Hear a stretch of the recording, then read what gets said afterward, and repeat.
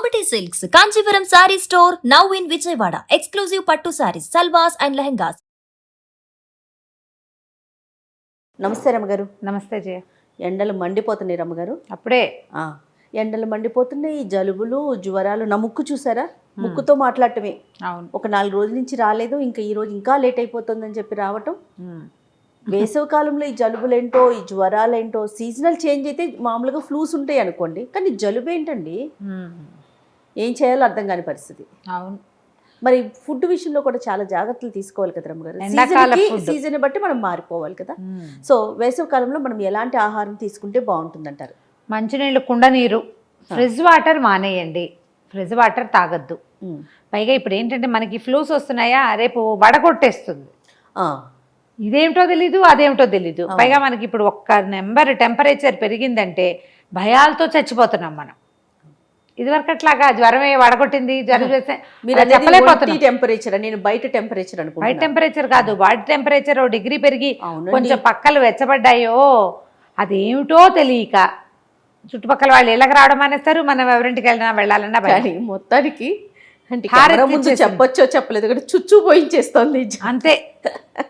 Corona మనకి అంత భయం తెప్పించేసిందండి. జ్వరము అనగానే భయం.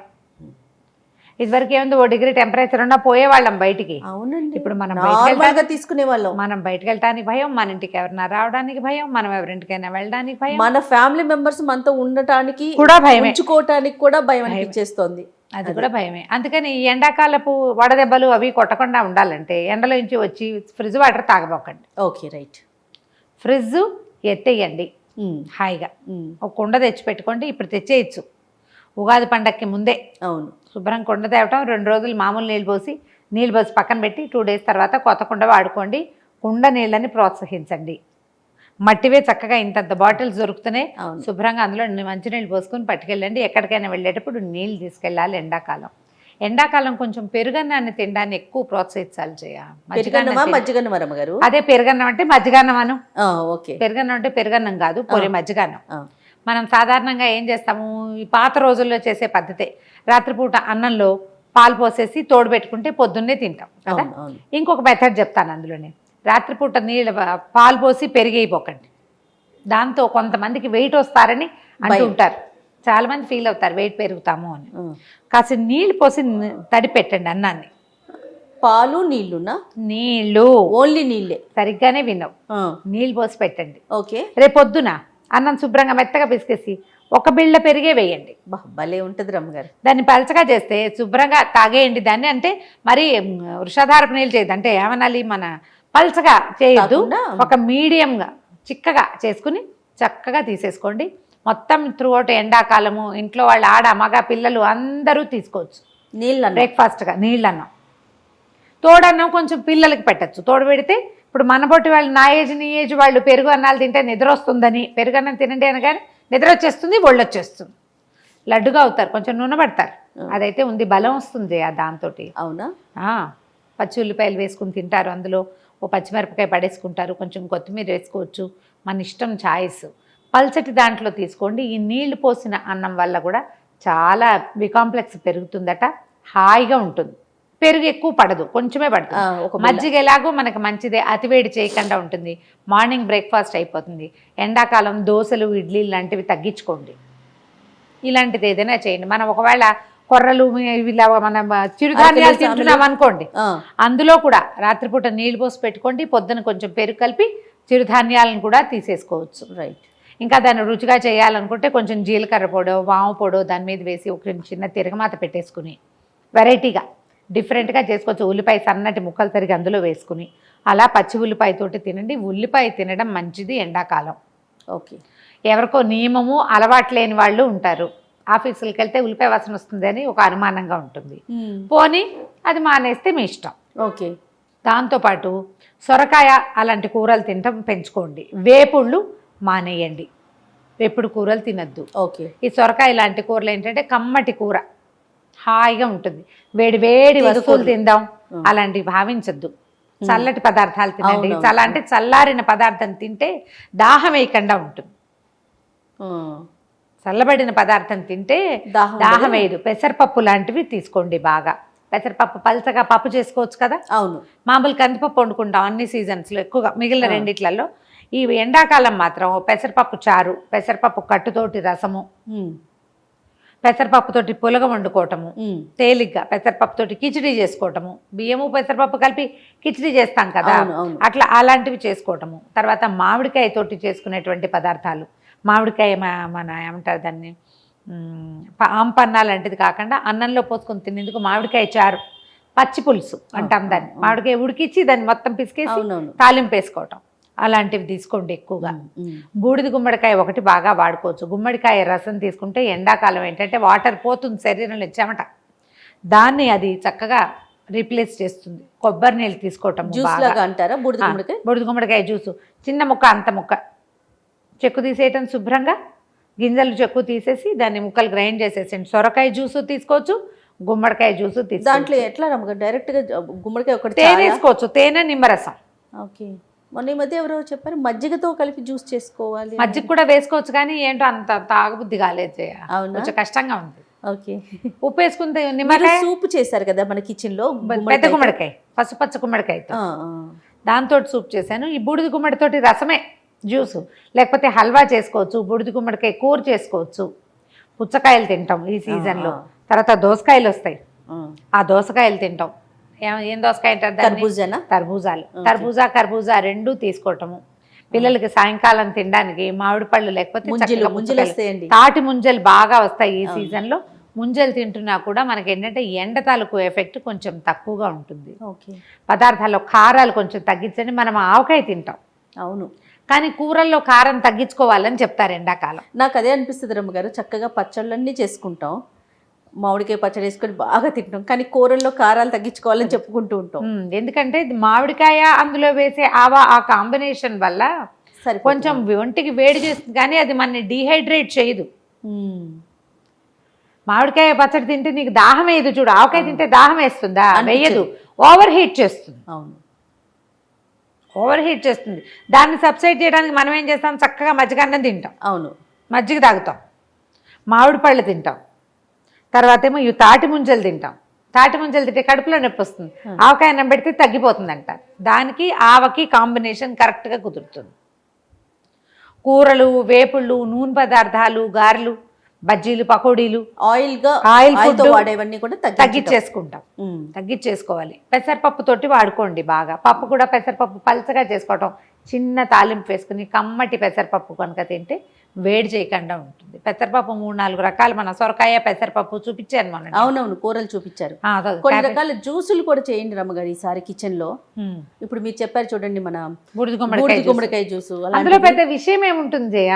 అయినా సరే ఇప్పుడు చూడండి, నాకు ఎన్ని అనుమానాలు వచ్చినాయి, ఎలా చేయాలి రమ్మగారు, మధ్య కలపాలా, గింజలు ఉంచాలా, తోలు ఉంచాలా అని, అట్లా అందరికి అలాంటి వాళ్ళు ఉంటారు కదా. అక్కడి నుంచి మజ్జిగ ఇంటేక్ పెంచుకోండి. పొద్దునే కాస్త కరివేపాకు, నిమ్మాకు, దబ్బాకు మజ్జిగలు పెరుగులో వేసేసి బాగా చిలికేసి చిన్న అంత పెరుగు అనుకో, అంత కప్పు పెరుగైతే ఇంత గిన్నెడి మజ్జిగ అవుతుంది. నిండుగా నీళ్లు పోసి పక్కన పెట్టండి, కదపకుండా. మధ్యాహ్నం 12 గంటలకి పైకి ఇట్లా తేరుతాయి నీళ్లు, అలాగా నీళ్లు ఉంచుకోండి, తాగేయండి. మళ్ళీ కాసిన నీళ్ళు పోయండి. అడుగున ఇంత చిక్కటి మజ్జిగ ఉంటుంది, దాని పై భాగం అంతా పల్చటి మజ్జిగ తేరు ఉంటుంది. ఆ తేరు చాలా మంచిది చేయ. మొత్తం మజ్జిగంతా తిప్పేసుకుని తాగేయమంటల్లా. అర్థమైంది. ఇంటికి ఎవరైనా గెస్ట్లు వచ్చినా కూడా ఒక చుక్క నిమ్మచుక్క పిండి, నిమ్మరసం పిండటము, ఇచ్చేయటం.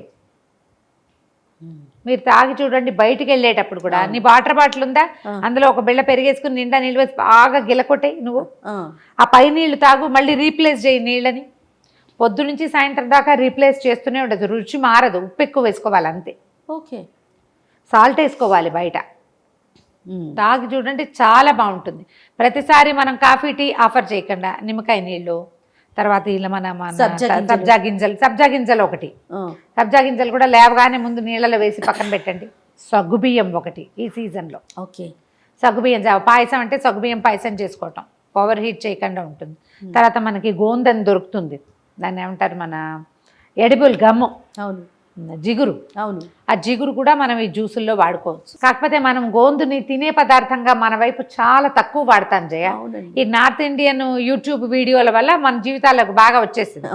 ఆయుర్వేదంలో చెప్తారు ఏంటంటే, మోకాళ్ళల్లో గుజ్జు కనుక అరిగిపోతే దానికి గోందు తీసుకోమని చెప్తారు. పటిక బెల్లము గోందు కలిపి గోందు వేయించేసి దాన్ని పౌడర్ చేసేయటం, పటిక బెల్లం కలిపి పౌడర్ అట్ట పెట్టుకోవటము, రోజు కొంచెం వేసుకోవటం. ఎవరికైనా షుగర్ ఉంటే వాళ్ళు తాటి బెల్లం కలుపుకోండి అని చెప్తారు, పాలతోటి అంత గ్లాస్ పాలతో అది తీసుకోమంటారు. వైద్యంగానే మనం తీసుకుంటున్నాం, కానీ ఇటీవల ఏంటంటే ఈ షర్బత్తుల్లో వాటిల్లో కూడా అన్నిట్లలో వాడేస్తున్నారు. స్వీట్ షాపుల్లో లడ్లల్లో వాటిల్లో వాడతారు, ఏంటంటే బైండింగ్ బాగుంటుంది. అవునవును.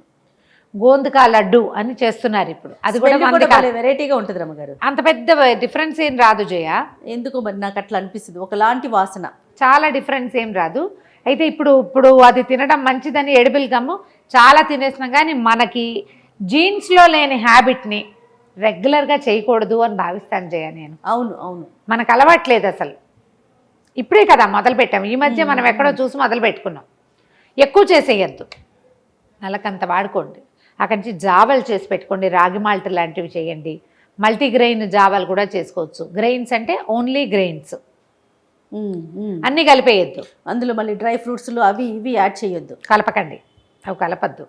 ఎండాకాలం మనకి ఒంటికి చలవ చేయాలి, శక్తినివ్వాలి, అరగాలి, అరుగుదలకు రావాలి కదా, అందుకని అవి ఇవి కలిపేసేయద్దు. మన రాగులు, జొన్నలు, గోధుమలు, బార్లీ, సజ్జలు ఇంత మటుకు కలుపుకోండి చాలు.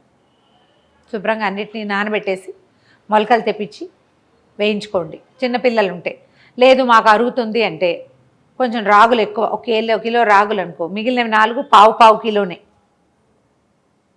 2 కిలోలు అవుతాయి.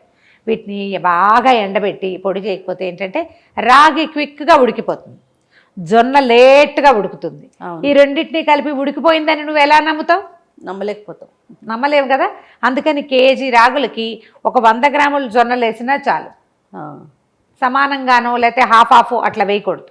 ఓకే, చూసుకుని చేసుకోండి. ఇవన్నీ వద్దు, మనకి కష్టాలన్నీ పడలేం మనం, మనకి అనుమానంగా ఉంటుందంటే ఒట్టి రాగి మాల్ట్ చేసుకోండి హాయిగా. ఎండాకాలం మజ్జిగ పోసుకుని ఉప్పు వేసుకుని తాగొచ్చు. రాగి పిండి మన పట్టేసిన పిండి ఉంటే పచ్చిపిండి అయినా పర్వాలేదు, ముందు రోజు రాత్రి నీటిలో నానబెట్టుకోండి. అన్నం నానబెట్టినట్టే ఓ 2-3 స్పూన్లు ఒక నీళ్ళలో వేసేసి, గ్లాస్ నీళ్ళలో వేసి పక్కన పెట్టండి. తెల్లారి సరికల్లా ఒక చిన్న పులుపు వస్తుంది, తోప అంటారు దాన్ని. చాలా చిన్నగా ఫెర్మెంట్ అవుతుంది, బయట ఎండ కదా వేడిగా ఉంటుంది. పొద్దున్న నీళ్ళు మరగబెట్టి ఈ నీళ్ళలో నానబెట్టిన దాన్ని పోసి కలిపి తిప్పేసేయండి. ఓకే, దాంట్లో అంత మజ్జిగ పోసుకుని ఉప్పేసుకోండి. ఎంత రుచిగా ఉంటుంది. ఫ్రెష్గా కలిపిన దాని రుచి వేరు, రాత్రి నానబెట్టిన దాని రుచి వేరు. చిన్న పులుపు వస్తుంది, కొద్దిగా ఫెర్మెంట్ అవుతుంది, అందులో బి కాంప్లెక్స్ ఏదో డెవలప్ అవుతుందట, ప్రోబయోటిక్స్ లాంటివి ఏవో డెవలప్ అవుతాయి, పొట్టకి చాలా మంచిది. సూపర్, ట్రై చేసి చూడండి. రాగి మాల్ట్ ఎలాగో మనం చేసి చూపిస్తాం ఈసారి, ఒట్టి రాగి మాల్టే. ఈ గింజలన్నీ నేను ఊరికే చెప్తున్నాను, కానీ నేను అంత బాగా అది చాలా అద్భుతమైన విషయంగా నేను భావించాను. ఓన్లీ రాగులనే నమ్ముతారు? ఓన్లీ రాగులనే నమ్ముతాను. అవి కూడా తెస్తే ఏంటంటే అరుగుదలకి రాదు, కొంతమందికి ఒళ్ళొస్తుంది. మా ఇంట్లో మేము చేస్తూనే ఉంటాం కదా. అవును, బలవర్ధక జావ దాని పేరు, బలం జావే. మా ఇంట్లో ఎన్నేళ్ళ నుంచో చేస్తున్నారు చేయ, బలం వస్తుంది. పిల్లలు సన్నగా ఉన్న వాళ్ళు తాగుతారు, అది తాగితే ఇంకా బ్రేక్ఫాస్టే అక్కర్లేదు, అంత హెవీగా ఉంటుంది.